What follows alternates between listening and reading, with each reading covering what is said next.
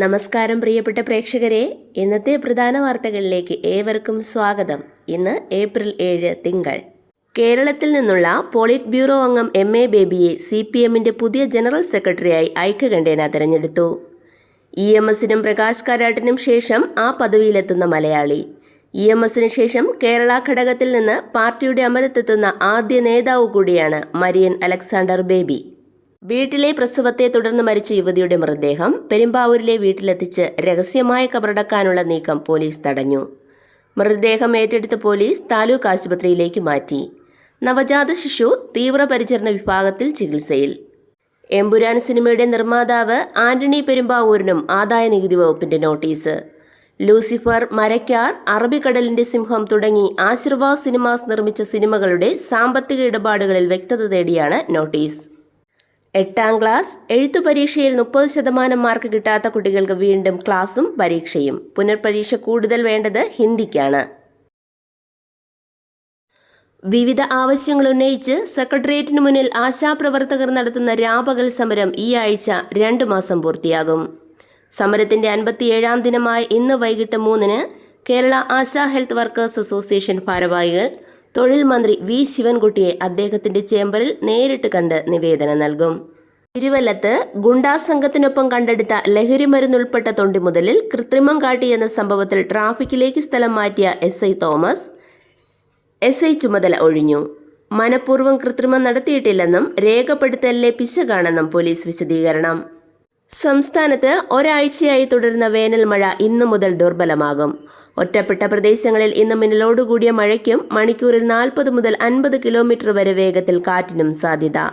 മഴ സാധ്യതയ്ക്കൊപ്പം വിവിധ ജില്ലകളിൽ ഉയർന്ന ചൂടും റിപ്പോർട്ട് ചെയ്യുന്നുണ്ട്. കല്ലുപ്പിൽ മുട്ടുകുത്തി നിന്ന് വനിതാ സിവിൽ പോലീസ് ഓഫീസർ റാങ്ക് ലിസ്റ്റിലുള്ളവരുടെ പ്രതിഷേധം. നിരാഹാര സമരം 6ാം ദിനത്തിലേക്ക് കടന്നു. മധ്യപ്രദേശിലെ ജബൽപൂരിൽ മലയാളി വൈദികരെയും വിശ്വാസികളെയും മർദ്ദിച്ച സംഭവത്തിൽ പ്രതികളുടെ പേരില്ലാതെ പോലീസ് FIR. തിരിച്ചറിയാത്ത 2 പുരുഷന്മാരും സ്ത്രീയുമാണ് പ്രതികളെന്ന് FIRൽ പരാമർശം. കഴിഞ്ഞ 31-ന് പോലീസിനെ കാഴ്ചക്കാരാക്കിയായിരുന്നു അതിക്രമം നടന്നത്. പാലക്കാട് മുണ്ടൂർ വീട്ടിലേക്ക് നടന്നു പോവുകയായിരുന്ന അമ്മയ്ക്കും മകനും നേരെയുണ്ടായ കാട്ടാന ആക്രമണത്തിൽ മകന് ദാരുണാന്ത്യം. BJP സ്ഥാപന ദിനം ആഘോഷിച്ചു. BJP കാഴ്ചവെക്കുന്ന മികച്ച ഭരണം രാജ്യത്തെ ജനങ്ങൾ അംഗീകരിക്കുന്നതിന്റെ തെളിവാണ് തുടർച്ചയായി തെരഞ്ഞെടുപ്പ് വിജയങ്ങളെന്ന് പ്രധാനമന്ത്രി നരേന്ദ്രമോദി പറഞ്ഞു. രാജ്യത്തെ ആദ്യ വെർട്ടിക്കൽ ലിഫ്റ്റ് കടൽപ്പാലമായ പാമ്പൻ പാലം പ്രധാനമന്ത്രി നരേന്ദ്രമോദി ഉദ്ഘാടനം ചെയ്തു. ഉദ്ഘാടനത്തിനു പിന്നാലെ പാലം തകരാറിലായത് ആശങ്ക പരത്തി. ഉദ്ഘാടനത്തിന്റെ ഭാഗമായി ട്രെയിൻ കടത്തിവിട്ട ശേഷം തീരസംരക്ഷണ സേനയുടെ പട്രോളിംഗ് കപ്പൽ കടത്തിവിടാൻ വെർട്ടിക്കൽ ലിഫ്റ്റ് സംവിധാനം പ്രവർത്തിപ്പിച്ച് സ്പാൻ ഉയർത്തിയെങ്കിലും താഴ്ത്താൻ കഴിഞ്ഞില്ല. അറ്റകുറ്റപ്പണി നടത്തിയ ശേഷമാണ് പൂർവ്വസ്ഥിതിയിലാക്കിയത്. അപ്രതീക്ഷിത തകരാറിന്റെ പശ്ചാത്തലത്തിൽ റെയിൽവേ വിശദ പരിശോധന നടത്തും. KSEBയെ പണയം വെച്ച് വായ്പയെടുത്ത് സർക്കാർ. KSEBയുടെ നഷ്ടം പരിഹരിക്കാനെന്ന പേരിൽ ട്രഷറിയിൽ 494.28 കോടി രൂപ നിക്ഷേപിച്ച ശേഷം നഷ്ടത്തിന്റെ 90% ഏറ്റെടുക്കുന്നുവെന്ന് കാട്ടി 6250 കോടി രൂപയുടെ വായ്പയെടുക്കാൻ കേന്ദ്ര അനുമതി നേടിയെടുക്കുകയാണ് സർക്കാർ ചെയ്തത്. റേഷൻ വിതരണത്തിനുള്ള ഇ-പേയ്സ് യന്ത്രങ്ങളിലെ സൈബർ സുരക്ഷ വർദ്ധിപ്പിക്കാത്തതിന് അധിക ഫീസ് അടയ്ക്കേണ്ടി വരുന്നതിനാൽ ജൂലൈ മുതൽ കേരളത്തിന്റെ റേഷൻ വിതരണ ചിലവ് ഉയരും.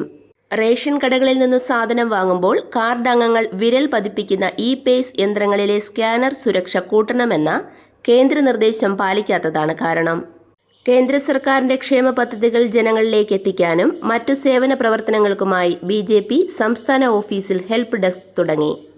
ജില്ലാ ഓഫീസുകളിലും ഈ ആഴ്ച മുതൽ ഹെൽപ്പ് ഡെസ്ക് തുടങ്ങും. ലോകാരോഗ്യ ദിനാചരണം സംസ്ഥാനതല ഉദ്ഘാടനം ഇന്ന് വൈകിട്ട് 3-ന് തിരുവനന്തപുരം മെഡിക്കൽ കോളേജ് ക്യാമ്പസിലെ school of public health conference ഹാളിൽ മന്ത്രി വീണ ജോർജ് നിർവഹിക്കും. RBIയുടെ വായ്പാ നിരക്ക് തീരുമാനം ബുധനാഴ്ച. പലിശയിളവിൽ ആശ്വാസം പ്രതീക്ഷിച്ച് വിപണി. ഓഹരികളുടെ പേരിൽ ചെറുകിട നിക്ഷേപകരെ കബളിപ്പിച്ച് പണം തട്ടുന്ന മാഫിയയിൽ തട്ടിപ്പു രീതികളിൽ മാറ്റം വരുത്തി പുതിയ ഇരകളെ തേടിക്കൊണ്ടിരിക്കുന്നു. അതിനാൽ ഓഹരി തട്ടിപ്പുകൾക്കെതിരെ പ്രതിരോധവും ജാഗ്രതയും വേണം. വഖഫ് ഭേദഗതി നിയമം റദ്ദാക്കണമെന്നാവശ്യപ്പെട്ട് മുസ്ലിം ലീഗ് ഇന്ന് സുപ്രീം കോടതിയിൽ ഹർജി നൽകും. ഭരണഘടന പൗരന് ഉറപ്പു നൽകുന്ന മൗലിക അവകാശങ്ങളുടെ ലംഘനമാണ് ഭേദഗതിയെന്ന് ചൂണ്ടിക്കാട്ടിയാണ് കോടതിയെ സമീപിക്കുക. കായികം IPL ഹൈദരാബാദിനെതിരെ ഗുജറാത്തിന് 7 വിക്കറ്റ് ജയം. 17 റൺസിന് 4 വിക്കറ്റ് നേടി Mohammed Siraj player of the match. ഇതോടെ ഇന്നത്തെ പ്രധാന വാർത്തകൾ സമാപിക്കുന്നു. നന്ദി, നമസ്കാരം.